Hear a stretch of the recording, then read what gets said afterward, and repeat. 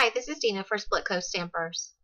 In this tutorial, I'll show you how you can make a faux metal figure out of chipboard, paper mache, or wood.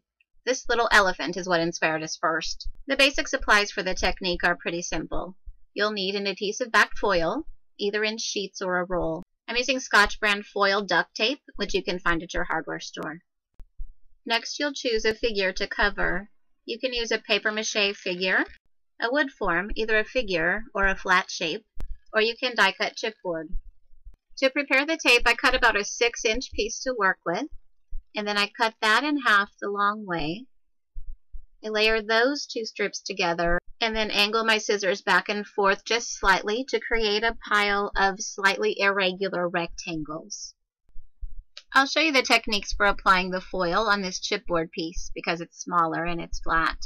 This project can be kind of time consuming, so before you do a larger figure, you might appreciate practicing on a smaller piece like this first.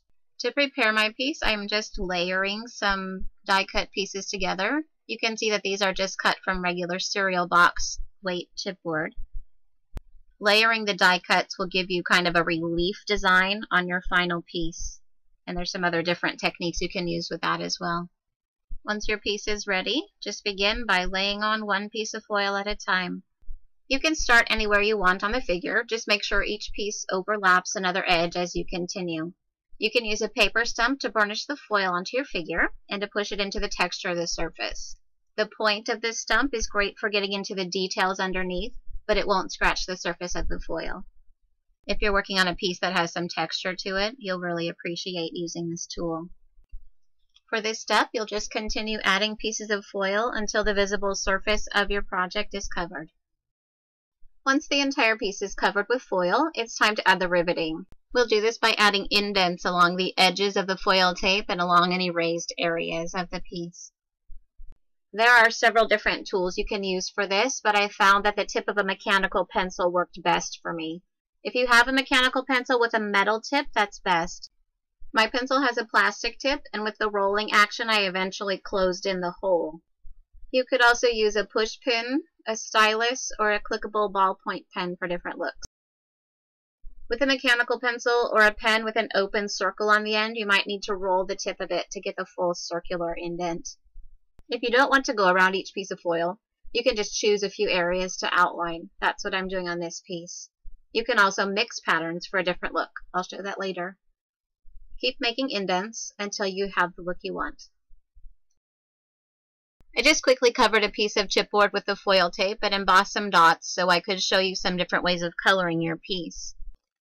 In our photo tutorial, the piece is colored with alcohol inks, and those are great for coloring metal. You can mix colors and add mixatives for a really fun look.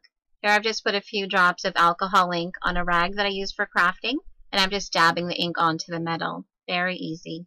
For a distressed look, you can remove some of the color with steel wool or sandpaper. You can also use acrylic paint over the foil, and you can use acrylic paint in a few different ways. I think black paint gives a really neat vintage look. Here I'm just rubbing that acrylic paint right into those indents that I made with the embossing folder. It would have the same effect on the rivets that we made with the pencil earlier. On this next section, I'm using white acrylic paint, and I'm applying it with a scruffy brush. This brush has short, stiff bristles, and it's meant for this pouncing action. You could use a stiff paintbrush or a stippling brush for this too. The important thing is to get color down into the rivets. I'll do the same with the black paint on the other side. And for the next techniques I'm going to do, I want to make sure my piece is completely dry. To distress the acrylic paint, you'll need some kind of solvent. I'm using rubbing alcohol, but you could use an alcohol blending solution or paint thinner, odorless mineral spirits, whatever you have at your house that works for you. I just put some of the alcohol onto my rag, and you can see as I rub the paint that some of the paint is rubbing away and allowing the foil to show through. Another technique uses alcohol inks. It will have the same effect but also stain the paint as it distresses it. A little rubbing will give you colored paint. A lot of rubbing will give you patchy colored paint with a lot of foil showing through. You can play around with this to find the look that you like best. Rubbing brown alcohol ink onto the black paint gives kind of a vintage bronzed look. If you want to remove very specific areas of color, you can use a cotton swab to apply your solvent directly to the piece, just where you want the color to be removed.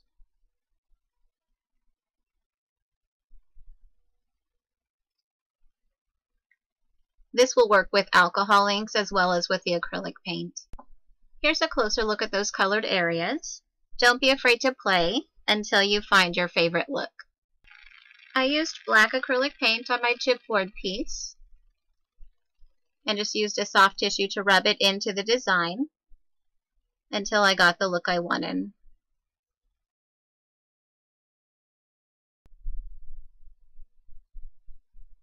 In a few areas, I used rubbing alcohol to remove the paint where I wanted the foil to be brighter.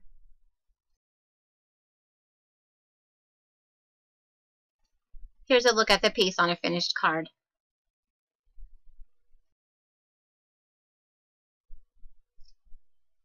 I made a larger piece using a wood figure, so I wanted to show you part of that process as well. Cutting the foil is the same, and putting it onto the figure is the same as I showed before. You'll put the foil on one piece at a time and smooth it down with a paper stump. Since this figure is dimensional and has curves, smaller pieces are better, and you may need to make some small cuts to accommodate the curves of the piece and angles that are there.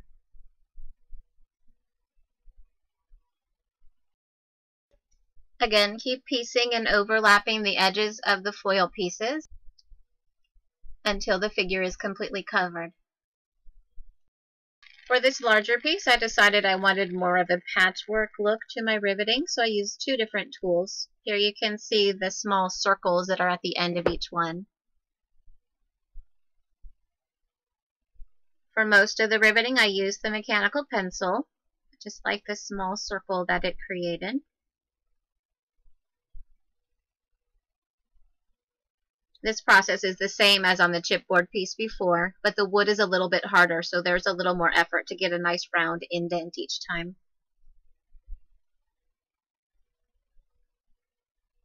The clickable ballpoint pen can be used in a couple of different ways. You can use the pen with the tip inside and use the round metal tip to make indentations.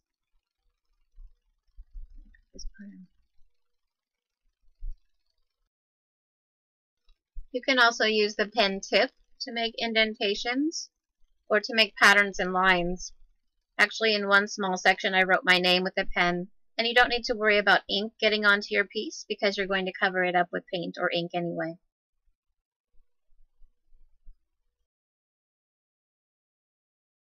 I decided I liked the look of the white acrylic paint, so I used that same scruffy brush to pounce white paint all over my figure.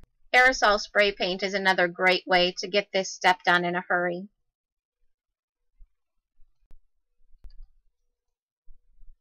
Whatever coloring method you choose, I think you'll get the best effect if you can get color down into the rivets that you make and into the texture of your piece.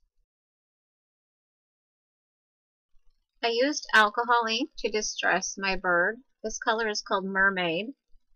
I used varying amounts of pressure when I rubbed because some areas I wanted the foil to show through and some areas I wanted more color. You can experiment to find the amount of distressing that's right for your piece. Alcohol ink evaporates very quickly, so you may need to reapply ink several times. To get color down into the detailed areas of the piece, you can use a cotton swab to apply the alcohol ink. If you don't want your hands to be the color of your project, you should probably wear gloves while you work. Since my fingers were already messy, I used my finger to add just a little bit more white acrylic paint to the piece to add interest and variation to the color. Here's the bird on a finished piece.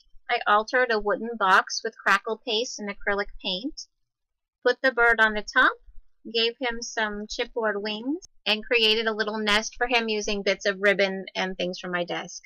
Hope you've enjoyed this tutorial and you'll have fun trying it yourself. Thank you so much for watching.